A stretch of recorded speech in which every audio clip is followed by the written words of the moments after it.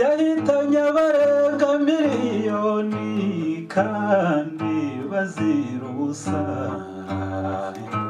Ihorere Rwanda nziza, ihorere Rwanda rw'abasokuruza, ihorere Rwanda we. Il y a 25 ans, le 7 avril, la nuit est tombée au Rwanda. Et ces ténèbres ont duré 100 jours, 3 mois interminables, pendant lesquels sur chaque colline du Rwanda, dans chaque maison, chaque église, chaque école, dans les grandes villes comme dans les petits villages, des hommes ont assassiné méticuleusement, mécaniquement, plus d'1 million d'autres hommes, femmes, enfants, pour le seul fait d'être nés Tutsi. J'ai assisté à la mise à mort de membres de ma famille, des gens, des amis, des enfants, des nourrissons. C'est ça le génocide. C'est que quand on en parle aujourd'hui, on a l'impression que c'est lointain. À double titre, parce que ça fait 25 ans, en même temps 25 ans, c'est rien. C'est lointain parce que c'est en Afrique et dans un petit pays. Hein?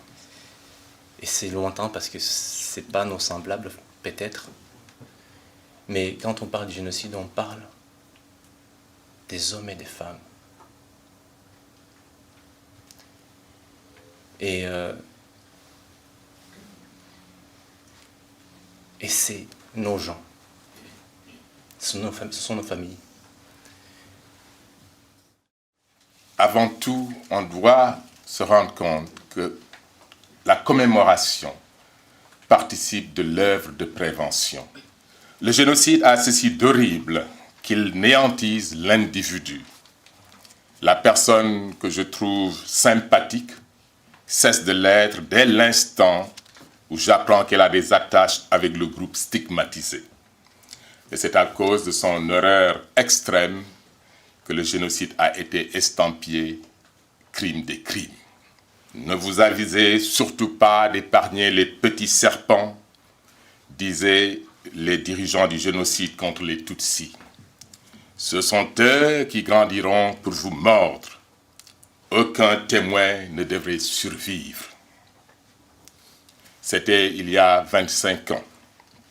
Des hommes porteurs d'une idéologie justifiant à leurs yeux que certains de leurs congénères ne soient considérés ni comme leurs égaux, ni même dignes de vivre à leur côté, simplement du fait de leur ethnie, ont préconisé leur éradication de la terre.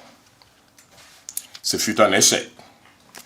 Malgré l'extermination de près d'1 million d'individus, les Tutsis ont survécu. Et avec eux, une nation. Aucun peuple qui se veut fort et digne ne peut ignorer son histoire, quelle qu'elle soit. Et pour le Rwanda, aussi douloureuse que soit cette histoire, son passé doit nous servir à construire le présent. Pour construire un pays, il faut des fondations saines, débarrassées de non-dits, synonymes de déni. C'est pourquoi le génocide est enseigné dans toutes les écoles du Rwanda, à tous les niveaux. Nous voulons préserver nos enfants, les éloigner d'un passé qui doit passer. Comme le dit le proverbe rwandais, ibuye ryamenyekanye ntiriba rikishe isuka. La pierre dangereuse démasquée ne risque plus d'abîmer la roue. Moi, je me souviens tous les jours. Je me souviens d'abord des membres de ma famille et de mon entourage proche qui ont trouvé la mort dans le cadre de cette opération de destruction humaine qui a causé plus d'1 million de victimes en à peine 3 mois. Je me souviens de mon incompréhension face aux erreurs, à l'indifférence, à la lâcheté, à l'inaction et au manque de volonté politique de la communauté internationale devant cette effrayante chasse à l'homme pour d'absurdes raisons. D'autres pays membres de notre espace ont vécu des tragédies similaires qui les ont ébranlés dans leurs fondements. D'autres peuples ont été victimes d'entreprises d'élimination systématique dans l'histoire du XXe siècle.